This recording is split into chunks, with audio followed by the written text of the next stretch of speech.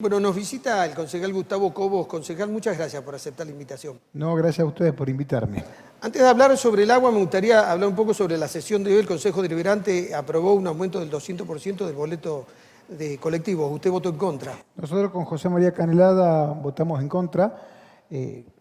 Entendemos la situación económica que pasamos todos los argentinos. Y precisamente porque la pasamos todos, es que decimos que no se puede mirar por un lado solamente la parte empresarial, donde han aumentado los costos, sin duda ahí la nafta tenemos este viernes otro aumento, pero es un aumento que también impacta muy fuerte a quienes también están padeciendo esta crisis económica, que son los usuarios. ¿Ustedes cuestionan el porcentaje de aumento o el aumento en general? No, nosotros lo que cuestionamos es que no se puede tratar el precio del boleto de manera aislada a todo lo que es el servicio de transporte público de pasajeros en Tucumán, que es pésimo, es un desastre. La gente viaja como ganado. Todos los que nos toca subir a un colectivo, o lo vivimos cada día, o nos cuentan muchos vecinos, colectivos, las unidades rotas, sucias, no se sabe a qué hora pasan. Entonces, salir de la casa para venir al centro, hacer algún trámite, al trabajo, lo que fuere, lleva como mínimo una hora, porque no sabés a qué hora pasan. Entonces, si no ponemos sobre la mesa cómo va a ser el sistema de control para mejorar este servicio, porque las ordenanzas están. Entonces, hay que cumplirlas, el Ejecutivo Municipal tiene que ponerse los pantalones largos en tratar de que se cumplan con unidades con aire acondicionado. Digamos, en San Miguel de Tucumán venimos de un enero casi con 40 grados durante varias semanas y se viajaba sin aire acondicionado. La semana pasada con la lluvia, hay un video que se viralizó que mostraban cómo llovía más adentro que afuera del colectivo, como se dice coloquialmente. Bueno, todo esto se tiene que poner sobre la mesa, porque cuando nosotros comparamos, y nos lo dicen los vecinos, nosotros, sobre todo ahora con el tema del agua, venimos caminando todos los días por distintos barrios de la ciudad, y cuando hablamos sobre este tema, los vecinos se ponen a comparar y dicen, nos hablan de Rosario, de Córdoba, de otras ciudades, de la propia Salta, tratando de comparar en cómo debería ser, a cuánto llevaron ellos el precio del colectivo, pero ahí viajan de otra manera. Entonces, si nosotros solamente nos limitamos a discutir el precio del boleto, sin ninguna duda es que le vamos a estar errando, porque el sistema de transporte colectivos en toda la provincia, pero particularmente en San Miguel de Tucumán, que es lo que nos atañe, está en crisis. Bien, hablemos sobre el tema del agua. ¿Sigue habiendo problemas en los barrios con escasez de agua o agua marrón? El principal problema es la escasez del agua. Hay vecinos, barrios completos, cuadras completas, donde abren la canilla y no salen ni una gota de agua, o tienen pequeños hilitos en determinados horarios. Hay vecinos que nos cuentan que ponen el despertador para poder cargar baldes. Ayer estuve en Villa Alem, que es otro de los barrios que viene con un problema muy crítico del agua, de hace por lo menos 3 años que se agravó, pero nos cuentan historias de mucho tiempo más. Y llegó una señora en un cochecito con un nenito de 4 años, discapacitado, tenía la sonda para poder tener oxígeno. Y nos contaba que ella tiene que comprar por 2 el agua, porque un bidón de agua es exclusivamente para poder higienizarlo a su hijo, y el otro bidón de agua es para el consumo, para poder cocinar, porque no lo puede bañar con un agua que no sabe en qué condiciones va a salir cuando sale. Entonces, esa es la situación en la cual viven muchos de los tucumanos de esta ciudad.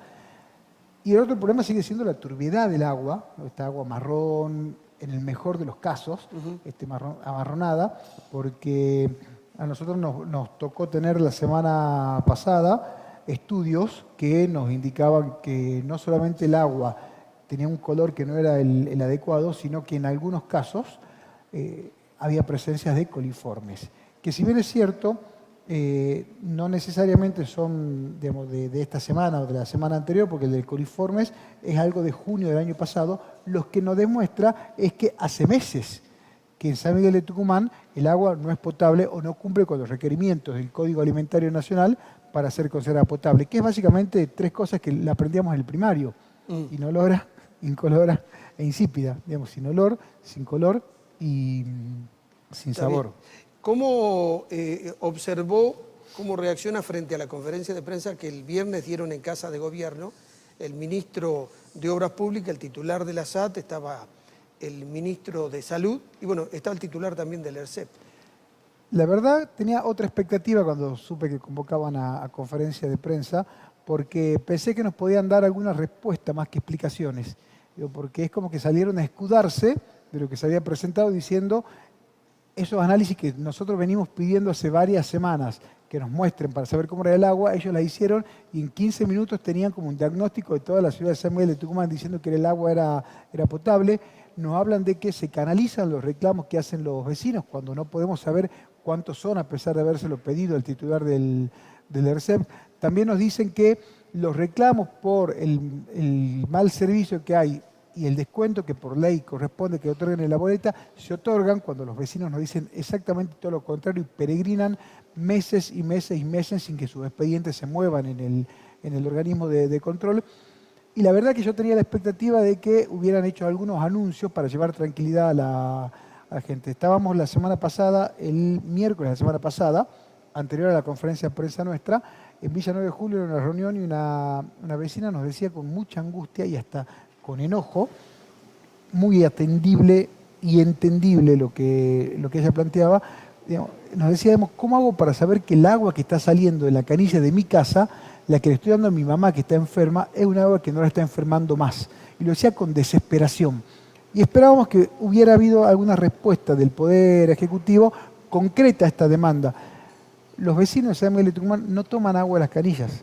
Son horrorosas excepciones. A donde vos vas, sabés que o tienen filtro, en el mejor de los casos, compran bidones con agua para poder tomar. Entonces pagamos por un servicio que cuando lo tenemos es muy deficitario Sí. y además tengo que pagar por los bidones con agua. Bien, a mí me quedó una duda en esa explicación que dieron en la conferencia de prensa porque el Cadillal no está bajo en su cota. En realidad hubo que abrir una de las turbinas, tiene dos el Cadillal, abrieron una de las turbinas para que pueda salir el agua, no se llene tanto, por lo tanto disponibilidad de agua hay, o sea que hay que buscar para ver cuál es la solución, ¿no? ¿Por qué no le llega a los vecinos? Porque la solución está precisamente en que sabemos cuál es el problema. Y el problema es que durante años en Tucumán no se han hecho las inversiones que se tenían que hacer para una población que ha crecido exponencialmente, la ciudad ha crecido, digamos. Sí. No es, digamos, las características que tiene no es la misma, no voy a hablar de 60 años atrás, de hace 20 años atrás. Sí. Y en estos 20 años, ¿quién ha planificado para poder reemplazar las cañerías, para darle la fuerza que debería tener? Vos hablabas del dique del Cadillal. A José María Candelada, cuando era legislador, le tocó, fue casi una de sus últimas sesiones, hace un año, en enero del año pasado, tratar la adjudicación que se daba por una contratación directa para que se repare la presa del Cadillal. Bueno, han pasado dos cosas. Primero que es una obra que no se terminó. Aún estando Juan Mansur como jefe de gabinete de la Nación, no enviaron el dinero que la Nación tenía que poner y hace poquito cuando se trató la emergencia en la legislatura, tuvieron que exponer y evidenciar que es una obra que terminó haciéndose a medias y que tuvieron que poder ajustar los precios. Y lo que pasa es que vos decís, hoy tenemos agua, hay mucha presión, viene lloviendo y la tenemos que largar porque si la seguimos teniendo ahí nos rompe el dique. ¿Y por qué nos rompe el dique? Básicamente porque no se han hecho las obras, porque durante años la plata que debería haber estado para planificar que esto no esté pasando ha ido hacia otro lado. Bueno, bien, sabiendo cuál es el problema, acá hay que invertir.